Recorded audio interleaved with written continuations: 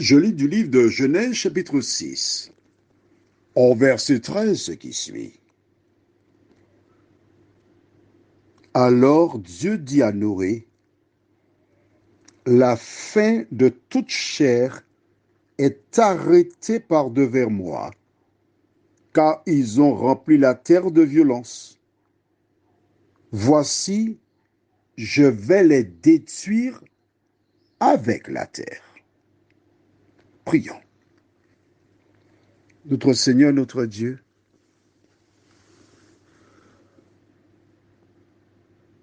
nous venons de lire une référence qui nous explique pourquoi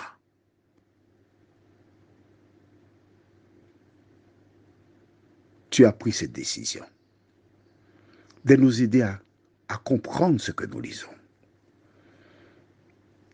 Aide-nous à nous rappeler que tu ne changes pas, que le Saint-Esprit nous éclaire, au nom de Jésus pour ta gloire éternelle. Amen. Mon ami, alors je dis mon ami finit par E ou sans E, mais mon ami, je voudrais te parler de cœur à cœur ce matin. Je voudrais que tu prennes le temps pour m'écouter, entendre ce que je te dis. L'histoire de Noé, il y a certains qui ne savent pas de quoi il s'agit. Mais pour ceux qui savent, c'est une histoire qui illustre l'histoire de la race humaine.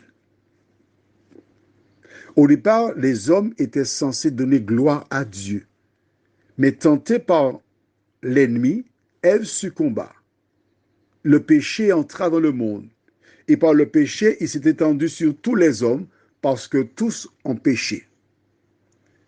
Et tu trouveras cela dans Romains chapitre 5. Toute cette histoire. Parce que tous ont péché. D'accord? Par rapport à cette situation, le législateur Dieu, qui a respecté la liberté des uns et des autres, contrairement à certains qui veulent imposer leurs lois, despotes, à un moment donné, Dieu a dit stop. J'aimerais que tu notes que le verset 13 dit « La fin de toute chair est arrêtée. » Est arrêtée. Ceux qui font de la comptabilité, les experts comptables et autres, comprennent cela bien. Pourquoi? Parce qu'en fin d'année, ils déclarent que les comptes sont arrêtés. Toutes les dépenses effectuées du 1er janvier au 31 décembre sont comptabilisées et les comptes sont arrêtés. Les prochaines dépenses seront créditées ou débitées dans l'année suivante. D'accord? Ça veut dire qu'on ne peut plus rien mettre dans l'année qui est terminée. Dieu dit, la fin de toute chair est arrêtée. À partir du moment où Dieu a dit cela, toutes les personnes sont condamnées à mort. Et pourquoi sont-elles condamnées à mort? Parce qu'elles n'étaient pas justes, elles n'étaient pas intègres, elles ne marchaient pas avec Dieu. Il n'y a pas de différence entre ces gens, toi et moi. Alors certains diront, oui, mais il n'y a pas Jésus. Non, mais si tu marches avec Dieu aujourd'hui, c'est parce que tu as accepté Jésus comme sauveur personnel. Il est impossible de marcher avec Dieu si Jésus n'est pas le centre de ta vie, si le Saint-Esprit n'est pas en toi pour te conduire dans toute la vérité. Alors, où es-tu?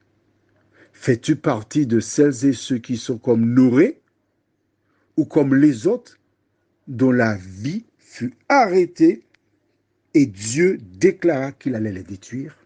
Prions. Notre Seigneur et notre Dieu, nous te bénissons pour ta parole qui nous éclaire.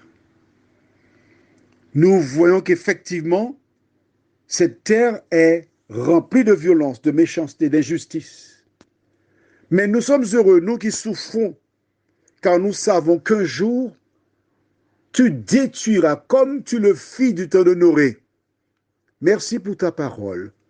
Au nom de Jésus et pour ta gloire éternelle. Amen. Je te souhaite une bonne journée.